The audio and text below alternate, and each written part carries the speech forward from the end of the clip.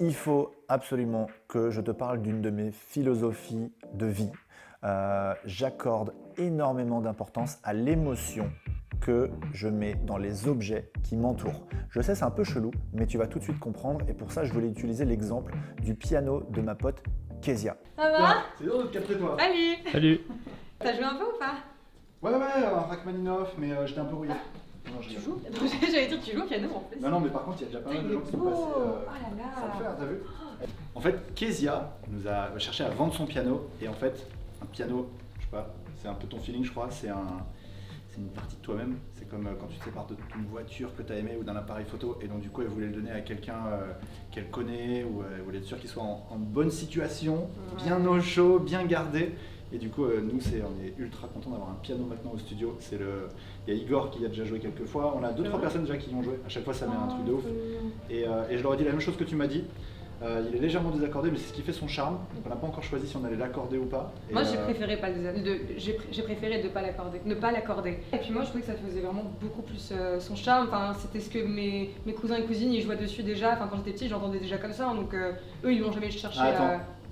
Ah si t'entends, si derrière l'écran ils sont tous en train de demander une démo. Ah mais il est con putain j'ai peur j'étais là j'ai fait qu'est-ce qui se passe une souris? T'entends pas les gens qui disent une démo. Cold was just hiding in those weak and drunken hearts. I guess you kissed the girls and made them cry. Those heartless queens of misadventure. God knows what is hiding in those weak and sunken eyes. A flowery throne of mutual and just giving love and getting nothing back. People have the people. And if you're homesick, give me your hand, I'll hold it. People have the people. Nothing will drag you down. Oh, and if I had to bring, oh, and if I had to bring. I'd be cold in a storm and reach out the fool and turning off those cold hearts away.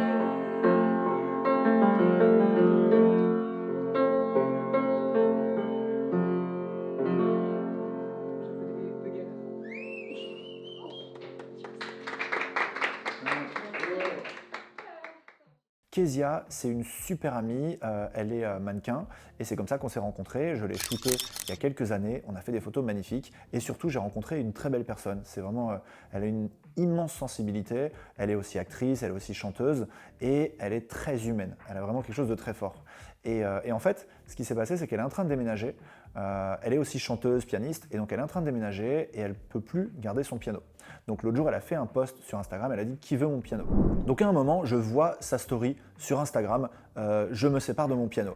Direct, je lui ai écrit « Est-ce qu'il est encore dispo ?» Elle m'a dit « Oui » et ça me ferait extrêmement plaisir que ce soit toi qui l'aies. Donc elle avait un petit peu la même vision, elle voulait pas que son bébé en fait aille n'importe où, chez n'importe qui.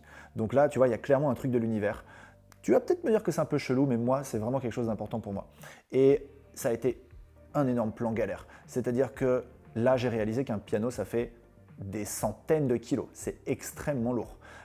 Et en fait, tu ne peux pas le mettre juste dans un camion. Il faut un camion à haillons qui va permettre de pouvoir baisser ou lever le piano et le mettre dedans. Bref, ça a été un parcours du combattant. Mais là, on s'est débrouillé, des coups de fil, des trucs. Et ça s'est fait par un pote de pote qui avait un camion. Et quand le camion est arrivé, il était beaucoup trop grand pour la rue, le piano était trop lourd, on n'avait pas de déménageur, donc le gars il s'est garé complètement en travers. Je suis allé voir l'automobiliste de la voiture de derrière pour qu'il nous aide à le porter. On l'a porté à plusieurs, on l'a testé à un premier endroit, on l'a mis à un autre endroit. Et alors l'autre truc qui s'est passé, c'est que par ailleurs, j'avais acheté un mois avant des accessoires pour un shooting qui ne sont jamais arrivés.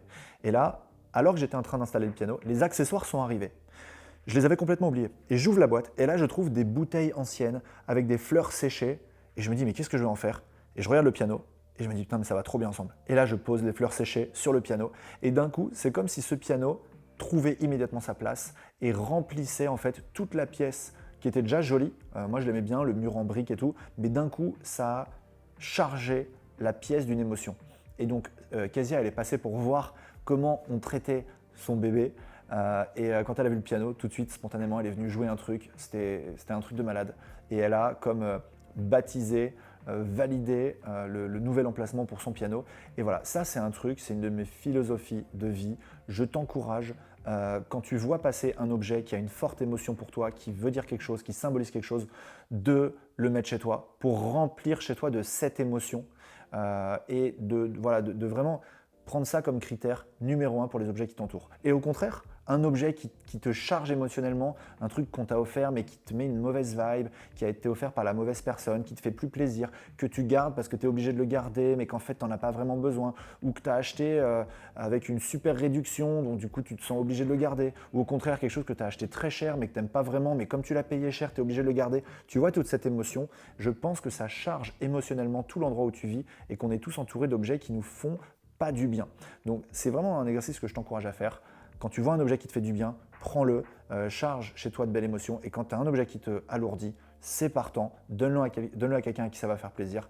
Voilà, c'était mon conseil philosophique. Dis-moi en commentaire si ça fait sens pour toi, ce que je viens de te dire, ou si tu dis Steven a pété un plomb, il est complètement allumé, il n'y a plus rien qui va. Ça m'intéresse de savoir si tu partages cette vision. Pense à mettre un petit like si tu as kiffé la vidéo. Pense à t'abonner aussi pour recevoir les prochaines vidéos qu'on va faire. Et puis je te dis à la prochaine. Ciao!